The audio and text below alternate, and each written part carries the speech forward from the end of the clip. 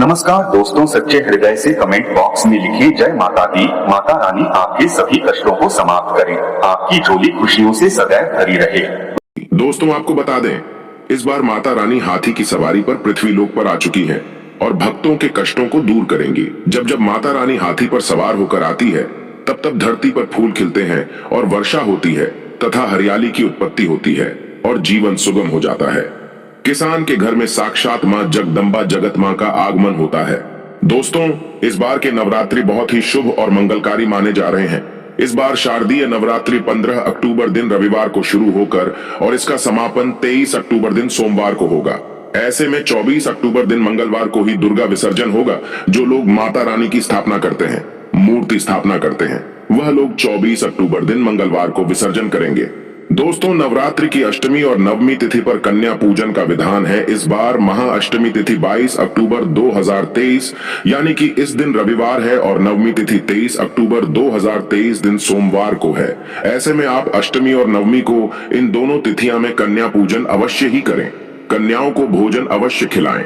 शास्त्रों में 9 दिनों के नवरात्रि को बहुत ही शुभ और मंगलकारी माना जाता है और वहीं 8 दिनों के नवरात्रि को अच्छा नहीं माना जाता। ऐसे में 10 दिनों के नवरात्रि बहुत ही शुभ माने गए हैं। शास्त्रों के अनुसार नवरात्रि के दिनों में माता रानी का पूजन करने से, कन्या पूजन करने से मां अभय वरदान प्रदान करती हैं। कुंडली में जो कष्ट होते हैं उन्हें ठीक कर देती है। श्रीधर की तरह ही सच्चे हृदय वाले व्यक्ति के सभी कष्टों का निवारण मां शीघ्र ही करती है। मां की उपासना से विनम्रता का विकास होता है। सभी कष्ट, दरिद्रता, दुख, कष्ट नष्ट हो जाते हैं। नवरात्रि में माता रानी का व्रत और पूजन किया जाता है, लेकिन नवरात्रि के दौरान सबसे ज्यादा महत्व होता है कन्या पूजन का। दोस्तों, कन्या रानी जो होती हैं, फूल की पंखुड़ियों की तरह नाजुक होती हैं। कन्या पूजन सर्वोप्रिय है, श्रेष्ठ है। कन्या के रूप में स्वयं जगदम्बा देवी, माता वैष्णो, 9 देवियां अर्थात समस्त ब्रह्मांड इनके शरीर के कण कण में वास करते हैं। बहुत कम लोग जानते हैं 33 कोटि देवी देवताओं का वास होता है। कन्याओं के मस्तक पर कन्या चाहे छोटी हो चाहे बड़ी हो, वह सदैव पूजनीय है, मां के समान मानी जाती है। दोस्तों, माना जाता है व्रत और उपासना से माता रानी इतना प्रसन्न नहीं होती है जितना कि कन्या पूजन से होती है। नवरात्रि में छोटी छोटी कन्याओं को माता रानी का स्वरूप माना जाता है। कन्याओं को भोग लगाया जाता है, उन्हें प्रसन्न किया जाता है और बदले में आशीर्वाद मांगा जाता है। कन्याओं को प्रसन्न करने के लिए गिफ्ट आदि उपहार वगैरह दिए जाते हैं।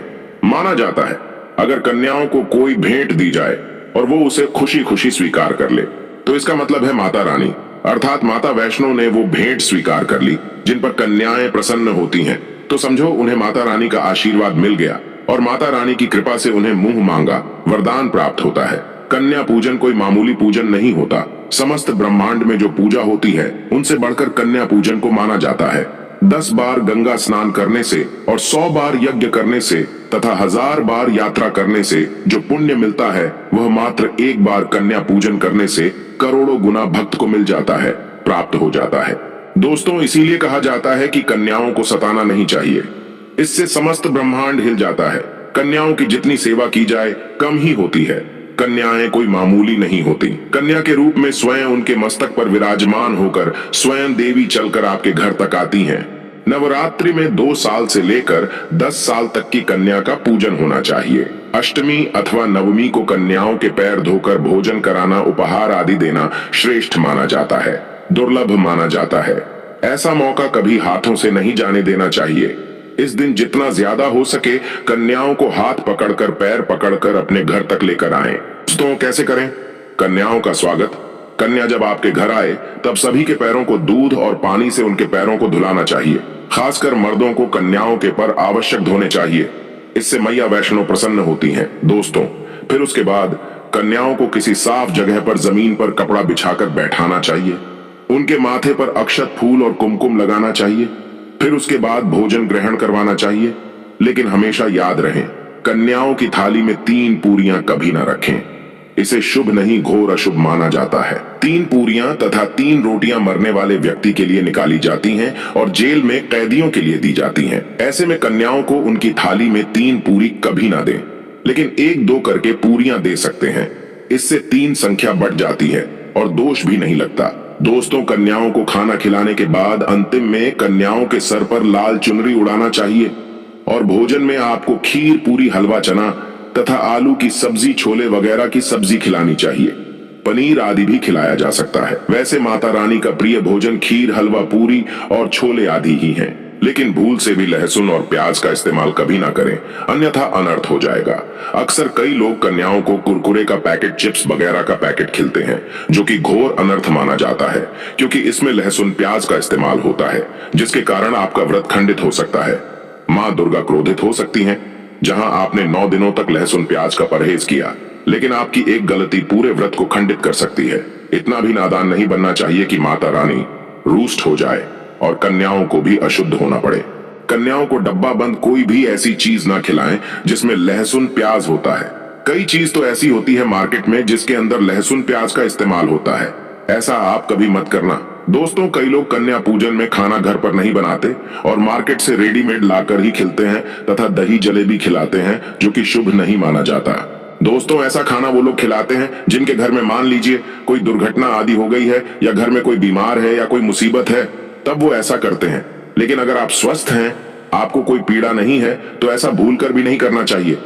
माता रानी दही जलेबी नहीं, आपके हाथों का बना भोजन खाना चाहती है, आपका प्यार चाहती है। फिर चाहे आप घर में एक ही पूरी क्यों ना बनाएं माता के लिए, पर आप स्वयं ही अपने हाथों से माता रानी को भोजन खिलाएं। देखिए, भले ही आप दही जलेबी खिला सकते हैं, परंतु माता को घर का बना हुआ शुद्ध भोजन ही अति प्रिय है। खासकर नवरात्रों के दौरान घर में पक्का खाना अवश्य बनाना चाहिए। माता रानी बहुत प्रसन्न होती है। घर का बना पक्का खाना ही कन्याओं को खिलाना चाहिए। हमेशा याद रखें, कन्याओं को प्लास्टिक के बने दोने में खाना नहीं खिलाना चाहिए। ऐसे बर्तन पूजा पाठ के लिए शुभ नहीं अशुभ होते हैं, क्योंकि प्लास्टिक के ज्यादातर बर्तन जो होते हैं जानवरों की हड्डियों द्वारा बनाए जाते हैं, इसीलिए ऐसा पाप मत करना। कन्याओं को हमेशा स्टील के बर्तन या पत्तों से बने बर्तनों में ही भोजन कराना चाहिए, बहुत ही शुभ माना गया है। अगर पेड़ के पत्ते में भोजन कराते हैं तो माता अभय वरदान प्रदान करती है। दोस्तों, एक और बात हम आपको बताने वाले हैं कि यदि नवरात्रों के समाप्त होने के बाद यदि बीच में कन्या पूजन में शुक्रवार का दिन पड़ जाए तो कन्याओं को कोई भी खट्टी चीज नहीं खिलाना चाहिए, क्योंकि शुक्रवार का दिन माता संतोषी को समर्पित होता है और माता संतोषी नवरात्रों के दिनों में सक्रिय अवस्था में होती है, यानी वो भी 9 देवियों के साथ में आपके घर में आती हैं। इसीलिए कन्याओं को भूलकर भी शुक्रवार का दिन अगर पड़ जाए तो खट्टी चीज घर में नहीं बनाना चाहिए और कन्याओं को भी खट्टी चीज नहीं खिलाना चाहिए। घोर पाप लगेगा, आपका किया कराया सब बर्बाद हो सकता है।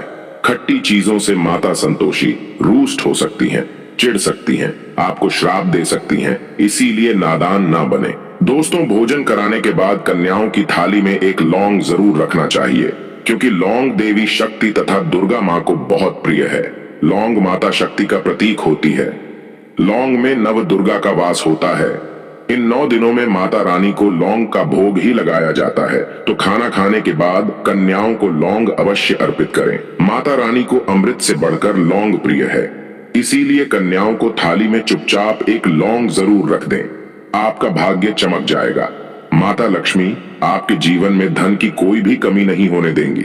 दोस्तों, आपको बता दें, कन्याओं को उपहार में क्या दें। कन्याओं को खुश करने के लिए उनकी थाली में दक्षिणा डालें, ताकि आपके घर में संपन्नता बनी रहे तथा धन की कोई भी कमी ना हो।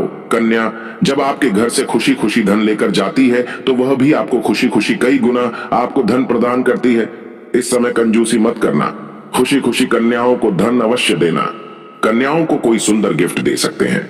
शास्त्रों में बताया जाता है कि कन्या जितना खुश होती है, माता रानी उतना ही जल्द फल की प्राप्ति प्रदान करती है। ऐसे में आप कन्याओं को चॉकलेट बॉक्स दे सकते हैं तथा खूबसूरत कपड़े दे सकते हैं। याद रहे, काले कपड़े ना दें और स्टील के बर्तन भी गिफ्ट के तौर पर दे सकते हैं। याद रहे कि कन्याओं को लोहे का कोई भी सामान नहीं देना चाहिए, नहीं तो राहु केतु का प्रभाव आपके जीवन में प्रवेश कर जाएगा।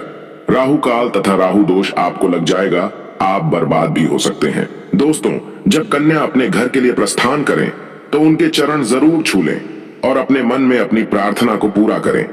सच्चे दिल से मांगी हुई मुराद माता रानी अवश्य ही पूरी करती है। सच्चे दिल का मतलब होता है मन में कोई भी लालच ना हो, और अगर वो लालच माता को पाने के लिए बन जाए तो उसे बोलते हैं सच्ची श्रद्धा और सच्ची भक्ति। ऐसी भक्ति के आगे स्वयं 33 कोटि देवी देवता आपको नमस्कार करते हैं।